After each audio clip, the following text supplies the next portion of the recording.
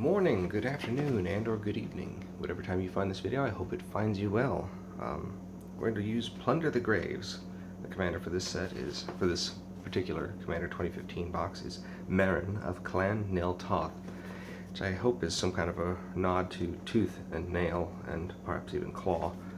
Now this one's already messed up. I didn't do that. So, why even bother? Put that there. Carefully. There's this commander deck. Set this over here outside of sight. Like that. Now, germ token. So this has that scythe in it. Kind of neat. Always like the tokens now. I'm glad they're putting tokens in these now. I know they're double-sided, but still, it's good having them. It's nice having something on the playing field that marks when there's something there. Let's see what the other side is. Zombie. Interesting. Here's our double-sided experience counter. We have elephants. Oh, pterastodons in this. You can tell. Saplings and more zombies. Spiders! Lots of... Oh, gosh, there's lots of spiders. More saplings, some wolves. 4 spiders. Oh, that's awesome. That's so cool. Zombie. Opposite of zombie is another wolf. Now, the other nice thing about these is that they're giving you more cards to actually play in other types of just to adjust the commander decks you're already playing. Sakura Tri-Builder works in a lot of different decks that play green. Satyr Wayfinder, not so much. But putting it in your graveyard works very well with Merrin's ability. In fact, let's go ahead and look at that. Whenever another creature you control dies, you get an experience counter. At the beginning of your end step, choose target creature card in your graveyard. If that card's converted mana cost is less than or equal to the number of experience counters you have, return it to the battlefield. Otherwise, put it into your hand. Now this means you have to choose a creature card from your graveyard to go back into your hand, even if you can't cast it, or put it onto play even if you don't want to. You have to do it. So, something to think about. But of course, having cards that have come into the battlefield effects or things that sacrifice for extra abilities makes it perfect, because you'll be able to pull this out and pull out a new creature every turn, so long as Merrin's in play. But then, of course, giving her indestructible or any number of effects to keep her on the battlefield and not dead would work. Let's see, Viridian Emissary works similar to the Tri-Builder. Wall of Blossoms, card draw, Cross the Guildmage, creature production, Bloodbaron, more sacrifice effects, Rager, draw a card. Skullwinder, this is a new card. I'm not sure why it's in this deck and not in the blue-green deck, although it could be in the blue-green deck. Skullwinder is 3 mana for a 1/3 creature. It has Death Touch. When it enters the battlefield, you return target card from your graveyard to your hand, then choose an opponent. That player returns a card from his or her graveyard to his or her hand. Now, that second effect there, this is all part of the same effect. You choose your target card from your graveyard, then you choose an opponent, and that player returns a card from his or her graveyard to his or her hand. The reason why it's like that is because you can't respond to that. When they choose a card and return it to their hand, you can't like immediately respond by making them by exiling a target card, because you've already returned a card from your hand and it's too late for you to respond to any other effect. You'd have to respond to you choosing your own target, at which point they haven't chosen their target yet. And that's why it's worded that way. So Skullwinder is a decent card. You could possibly pick somebody who has no cards or no creatures or nothing worthwhile in their graveyard. Now in 2-player version, you're going to give them something back that they probably need, unless you've been exiling their graveyard. But I just wanted to point out that's how that card works. Wood Elves allows you to search for forest. So many good comes into the battle, enters the battlefield effects, work with Merrin's ability. Eternal Witness, so we have both of these in this deck. Corpse Augur.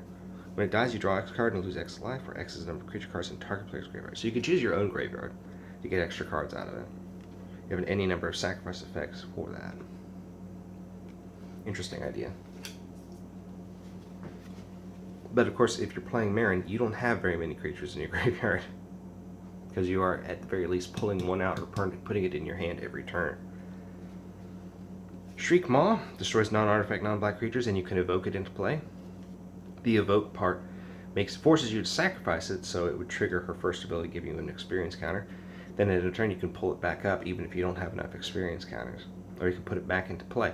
But if you put it back into play, you're not evoking it into play. But it still enters the battlefield.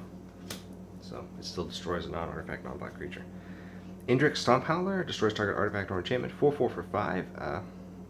It has to do it. It's not like the one that was printed in Magic Origins where you may or may not. Banshee of the Dread Choir. I actually talked about this in the Call of Spirits deck. It's okay. I mean, you get a card advantage because if they discard cards and you have the Myriad, and then you can sacrifice the cards to Blood Baron for whatever reason, because that sacrifice effect still triggers Marin's ability, even if they're tokens. See there, you exile them at end of combat, but you can wait till just before that exile triggers and sacrifice them. And then you get more experience counters. Acidic Slime, such a good card, which were reprinted in Standard. Great Oak Guardian, pumps up your creatures, decent card. New card, it has Flash, you can use it to pump up someone else's creatures if they're being attacked. Yeah, you choose a target player, you untap those creatures and give them all +2/+2. So you could help someone else out. In Two-Headed Giant, this is pretty good too. Thief of Blood, that's in the black-white deck. Caller of the Pack, it's okay. Skull Clamp, Whenever equipped creature dies, draw 2 cards. This would be excellent if you could equip at instant speed. I'm just saying. So if you have white and you're playing the card that allows you to equip at instant speed, that would be pretty good. Soul Ring, Golgari Signet, nice. Lightning Greaves, why is this being reprinted in Commander instead of the other one that gives them hexproof? I guess because this is actually a little bit of a drawback, maybe. But you could put that on Marin to keep her alive. Thought Vessel, excellent card. Diabolic Servitude, neat card. I wonder why they would be printed in that. Altar's Reap. Tribute to the Wild, each opponent sacrifices an artifact or enchantment, doesn't target. Important to note. Golgari Charm, you can regenerate all of your creatures, good against the board wipe. All creatures get -1/-1/-1. Gets around regeneration, and destroy target enchantment. Something black doesn't get to do by itself. Grisly Salvage, reveal the top 5 cards, put a creature out from among them into your hand, the rest in the graveyard. It's instant speed, so it would work with Marin. You put this out before you end your turn, or on your opponent's turn, put something into your graveyard that you'll pull back at the end of your turn. Putrefy, destroy an artifact or creature, decent. Mulch, again, putting cards into your graveyard is apparently very necessary. Pardon me. Mazarek, Crawl Death Priest, 2/2 for 5, flying. Whenever a player sacrifices another permanent, put a +1/+1 counter on each creature you control. Kind of neat. Insect Shaman.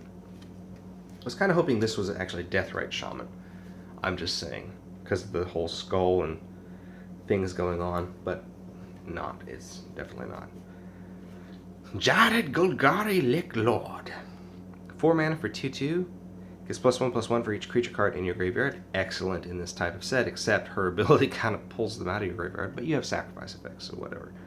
You sacrifice a swamp and a forest to return him from your graveyard to your hand. You can pay 3 mana and sacrifice another creature. Each opponent loses life equal to the sacrificed creature's power.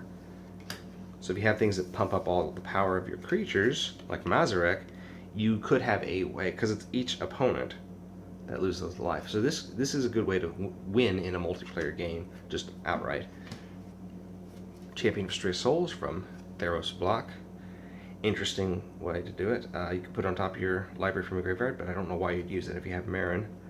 You can sacrifice X creatures to return X target creatures from your graveyard to the battlefield. That's pretty cool. 5 mana just to do that. Decent card. Nice way to kind of swap it out at instant speed. You can actually wait, block a bunch of things, and then sacrifice the blockers to put new things into play. Now those new things that come into play can't block. You've already declared blockers, but still, that's a neat little trick you can do if you're going to lose your blocking creatures anyway. Plus, the sacrifice triggers Marin's ability. Eldrazi Monument. Well, the nice thing about this is you keep getting a creature back with Marin, and you just keep sacrificing a creature otherwise. So this would actually give Marin indestructible flying and +1/+1. That's pretty cool. Centaur Vinecrasher. Great for land destruction, I'm just saying. Bloodspore Thrinax. Devour and other creatures you control enter the battlefield with an extra +1/+1 counter. Rex's number of +1/+1 counters. So this works very well with Mazarek, putting more +1/+1 counters on it. Pathbreaker Ibex attacks. Basically, it's the overrun effect. Or actually, it's the overbearing stampede. Scourge of Neltoth, Tooth and Nail. This can come back by sacrificing 2 creatures and paying 2 black. You put it from your graveyard into play. 6/6 for 7, but if you can get it out, 2 black mana and sacrifice 2 creatures for a 6/6 flyer, it's pretty good. Wretched Confluence. Choose 3. You may choose the same mode more than once. Target player draws a card and loses a life. Target creature gets -2/-2, or return target creature card. This is all card advantage. Everything about this card is card advantage. It's an instant speed way to draw 3 cards, you lose 3 life, instant speed at the end of your opponent's turn. Or you can give target creature -2/-2 until end of turn, so you can actually kill off a creature. You do that 3 times if you need to, or you can return target creature card from your graveyard to your hand. So no matter what I'm looking at on this card, you can do all 3. You can make somebody lose life and draw a card. You can choose yourself. You can destroy a creature, giving it -2/-2, which gets drawn indestructible actually. Return a creature card from your graveyard to your hand. So everything about this card is card advantage. It's pretty good. You can even -6/-6 to get rid of something big enough that's been giving you problems. It doesn't kill Avacyn, but it's still pretty good. Original Avacyn. Dread Summons. This is neat. It mills cards. This could work like an Exsanguinate type of a deck if you had a way to keep your library from getting killed. But the thing is, it's a sorcery. So even if you put all X cards of all libraries, you're not drawing. Your opponents will be. So this is a decent mill card in multiplayer. Viridian Zealot. Destroy target artifact or enchantment. Yeah. Kind of neat. Lotleth Troll. There's a good joke in there. Cassid Cage Breakers. Phyrexian Plague Lord. Nice. Neat. Sacrifice gets you a way to get rid of anything. Michaeloth. Hey, that's pretty cool. So this is a nice reprint of Michaeloth. Vulturous Zombie. When a card is put into an opponent's graveyard from anywhere, put a +1/+1 counter on Vulturous Zombie. That works with the mill. That works with that mill effect very nicely. Dread Summons. So with Dread Summons, you get all those zombies, but you're most likely, if you do enough, I'm surprised Astronaut's Altar's not in this deck, because that would be the perfect combo with this. Then your opponent would lose a lot of life. Or your opponent would lose, this put a lot of counters on the zombie, Vulture Zombie, but then your opponent would lose when they try to draw from an empty library. Cloud Thresher. 2 damage each creature with flying and each player. So it's like a living version of Hurricane, but not as good. Butcher of Malakir. Decent card. Eater of Hope. There's something about this card that makes me think it's going to be an Avacyn Restored. Because look at the horns. It looks like it's just a hop, skip, and a jump from what... I'm not Avacyn Restored. This is going to be I think, Shadows over Innistrad, because look at the... I know it's very Thorosian looking, but look at that's pretty close to what the symbol is for Shadows over Innistrad. At least in my opinion. I'm just saying. Let's get through the rest of the deck. Terastodon, love it. Verdant Force, love it. Bone Horde, let's see. It's like a living Lurgoyf weapon. Sever the Bloodline, gets rid of tokens. That's why it's in this deck. There's Overwhelming Stampede. Grim Backwoods. High Market. This is originally from Mercadian Masks. Can't be had here, can't be had on any world. Yeah. You gain life. It's kind of like Phyrexia's Core, which allows you to gain life from sacrificing artifacts. High Market works the same way for any creature. Extractor Demon. Interesting. It unearths. Pretty cool. Victimize. Excellent card. Very powerful card for Commander. Primal Growth. Searching for lands. Ambition's Cost. Interesting. Draw 3 cards and lose 3 life. Barter in Blood.